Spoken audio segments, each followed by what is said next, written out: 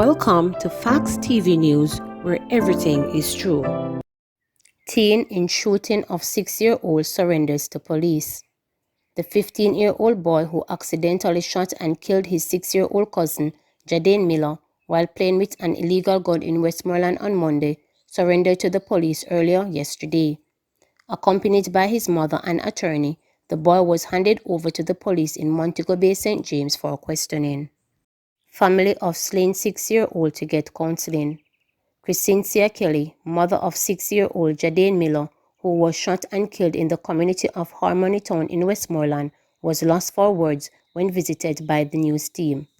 People's National Party Councillor Caretaker of Savannah Lamar, North Division, Julian Chang, reassured the family that counseling will be provided for the adults and children in the yard.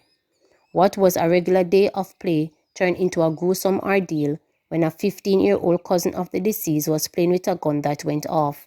The bullet hitting Jadane in his chest. He was rushed to the Savannah Lamar Public General Hospital, where he was pronounced dead. The teen fled the scene.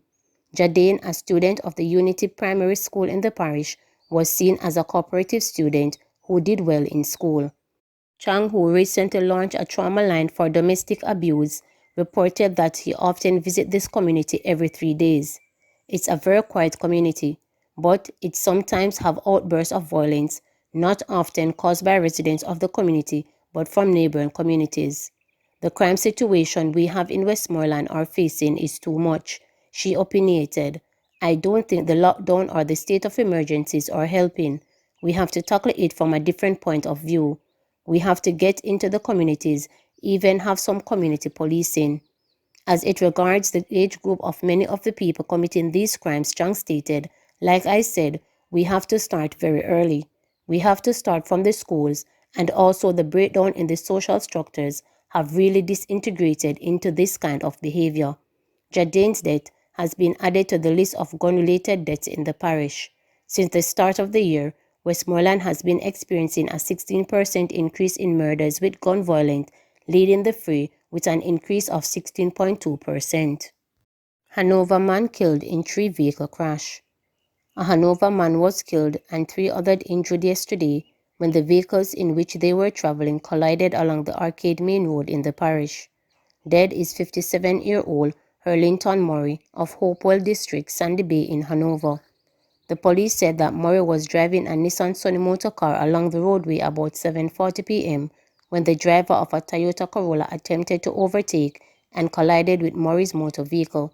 The Toyota motor car reportedly spun out of control and collided with a Toyota Voxy motor car. 4 people were taken to hospital, where Murray died while undergoing treatment. The other 3 people were treated and released, the police stated. Avoid East Avenue in Greenwich. Expect delays on Spanish Town Road. The police have advised that a section of East Avenue in Greenwich Town in Kingston has been blocked by residents who are staging a protest over a shooting incident in the community. Tourists are advised to avoid East Avenue and expect delays when traveling along Spanish Town Road and its environs. Additionally, motorists are being asked to obey the instructions of the police officers on duty. 3 men listed as wanted in Kingston. Detectives assigned to the Central Police in Kingston have listed 3 men as wanted for serious crimes within the division. These men are urged to turn themselves in immediately. They are 27-year-old Shanwick Nugent, otherwise called Don, whose last known address is Fleet Street, Kingston. He is wanted in connection with a murder on Fleet Street in 2014. He is about 6 feet tall, dark complexion, and has a K tattoo on his neck. 29-year-old Ramon Coke, whose last address is Foster Lane, Kingston. He is wanted in connection with a case of shooting with intent. He is of dark complexion and has Thug Life tattoo on his left upper arm. 28-year-old Everton McDonald, otherwise called Ever, whose last known address is East Street, Kingston. He is wanted in connection with a murder along George's Lane, Kingston in 2020. He is of dark complexion, medium build, and has a scorpion tattoo on his right arm. Anyone with information on the whereabouts of these 3 men is asked to contact the Central Police at 876-922-5076, Crime Stop at 311, or the nearest police station. District Constable freed of ganja charges. District Constable Newton Barham was yesterday found not guilty of all ganja-related charges arising from allegations that he attempted to introduce contraband in the Horizon Adult Remand Center, where he was posted on duty on November 2, 2019. The prosecution presented evidence that while Barham was seeking to enter the facility, he was searched and a juice box which he had in his possession was searched and ganja found in it. In his defense, while not denying that he had possession of the juice box, Barham testified that he did not know that the box contained ganja. During cross-examination of the witnesses, Barham's lawyer, Peter Champagny, QC, suggested that the juice box was taken from a refrigerator to which all police officers had open access. It was then admitted by the witnesses that the district constable didn't, in his conduct, give any cause for any of the superior officers to be suspicious before or during the search for and find of the ganja. The judge, in finding Barham, who was being tried in the halfway tree criminal court, not guilty, noted that there was reasonable doubt and therefore a conviction could not follow.